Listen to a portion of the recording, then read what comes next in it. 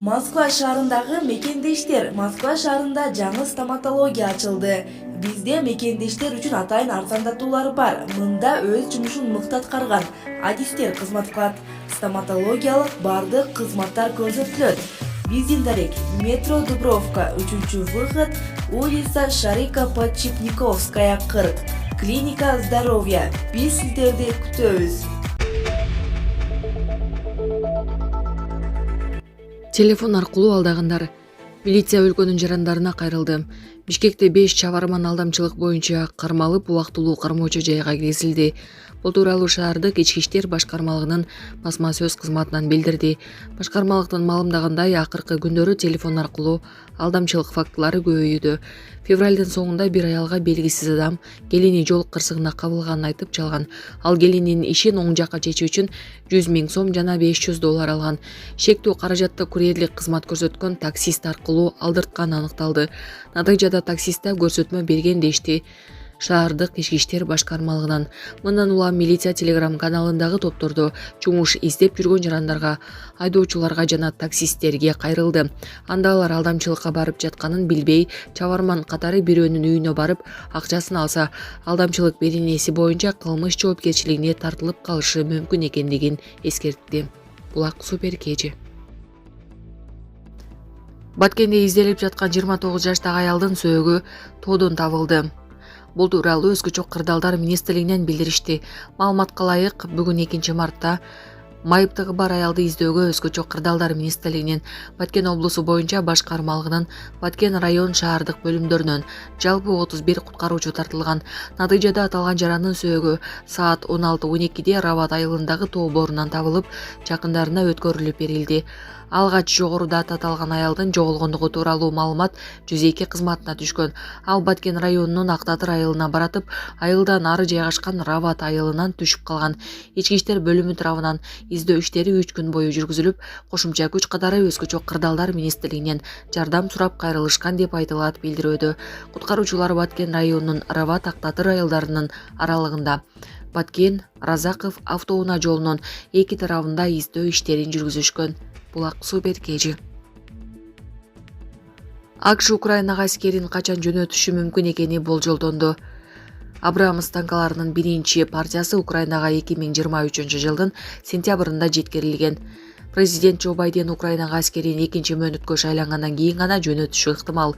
Бул тууралуу америкалык миллиардер Дэвид Сакс соц тармактагы баракчасы аркылуу билдиргенин РИА Новости жазды.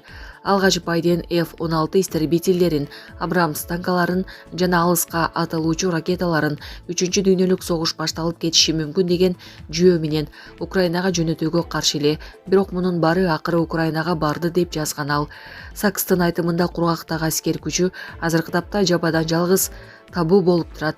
Анткени менен Франция президенти Эммануэль Макрон маселени көтөрүп койду. Мындан тышкары Украинадагы НАТОнун атайын бөлүктөрү тууралуу маалымат күнүгө келип жатат. Байден аскерин шайлоого чейин жөнөтө албайт. Кооптуулуу күч. Бирок 2 мөөнөткө шайланары менен кургактагы аскер күчүн Украинага жөнөтүлгөндөн шегим жок деп жазган Сакс. 2022 жылдын мартында Байден Украинага Америка аскер кызматкерлери менен техника, учак жана танк жөнөтүү 3-дүйнөлүк согуштун башталышын шарттай турганын айткан эле. 2023 жылдын февралында Украина куралдуу күчтөрүнө F-16 истребительдерин бербей турганын, бул техниканын Киев үчүн зарылчылыгы жок экенин билдирген. Анткени менен Абрамс танкаларынын биринчи партиясы Украинага 2023 жылдын сентябрында жеткирилген. Вашингтон Киевке 31 танк коодалаган болчу. Ошол эле жылдын августунда АКШ Украинага Дания менен Нидерландтар аркылуу F-16-нын берилишин колдогон. Украина куралдуу күчтөрү бул техниканы учкучтары даярдыктан өткөндөн кийин алмакчы. АКШда кийинки президенттик шайлоо ушул жылдын ноябрына белгиленген. Ага республикалык партиядан Дональд Трамп менен Ники Хейли талапкер болууда. Байден демократиялык партиядан чыгарын айткан. Владимир Путин федералдык жыйынга кайрылуу жолдоп жатып, Патыш ойлоп тапкан нерсенин баары өзөктүк курал колдонулган жаңжалды шарттап, бул өз кезегинде цивилизацияны жок кыларын эскерткен. Мындан тышкары европалык лидерлердин Украинага НАТО аскерлерин жөнөтүү ыктымалдыгы тууралуу айткандарына комментарий берип, кесепети өтө оор болорун белгилеген. Булак Спутник кежи. НАТОнун ушул кезге чейин тарап кетпегени кызык. Элон Масктын билдирүүсү. Владимир Путин НАТО 1991-жылы кеңейбей турганын угадалагандан бери альянстын чегин жылдыруу боюнча аракеттердин 5 ири толкуну болгонун белгиледи. Миллиардер Элон Маск америкалык бизнесмен Дэвид Сакстын НАТО СССР кыйрагандан кийин эле жоюлушу керек деген пикирине кошуларын билдирди. Бул тууралуу РИА Новости жазды. Маск НАТО Советтер Союзу жок болгондон кийин тарап кетүүнүн ордуна кеңейүү деген жаңы миссияны ойлоп таап алганын белгилеген. Анын айтымында уюмдун дал ушул кеңейтүү максаты аны жек көрүнтө баштаган. Мага башкы душманы жана уюмдун түзүлүүсүнүн башкы себептери болгон Варшава келишими боюнча уюм өз ишин токтоткондон кийин НАТО эмнеге тарап кетпейт деген суроо дайым кызык болуп келген, деди Маск комментарий берип жатып. Былтыр октябрда РФ лидери Владимир Путин НАТО 1991-жылы кеңейбей турганын угадалагандан бери альянстын чегин жылдыруу боюнча аракеттердин 5 ири толкону болгонун белгилеген. Анын айтымында мындай сөзүнө турбаган тараптар менен эпке келүү өтө татаал. Булак Спутник Кежи. Москвада Навальныйдын бейитине келгендердин узун кезеги жаралды. Жекшемби күнү Москванын Борисовский көрүстөнүндө оппозициячыл саясатчы Алексей Навальныйдын бейитине гүлчамар коюуну көздөгөн жарандардын 600 метрлик кезеги пайда болду.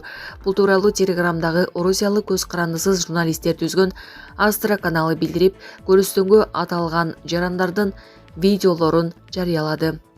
The Insider басылмасы да жекшембиде Навальный менен коштошуу үчүн Борисовский көрүстөнгө жүздөгөн адам келгенин жазды. Медуза басылмасы Телеграмдагы булактарына шилтеме кылып маалымдагандай, Навальныйдын бейитине келгендердин арасында бардык жаш курактагы адамдар бар. Көөлөр кезек тез эле жылып жатканын, көрүстөндүн жанында бир автозак токтоп турганын, бирок полиция кызматкерлери көзгө урунбаганын айтып беришкен.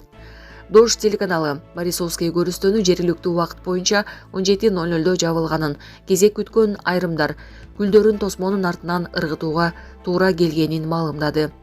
47 жашында каза болгон Навальныйдын сөөгү 1 мартта жерге берилген.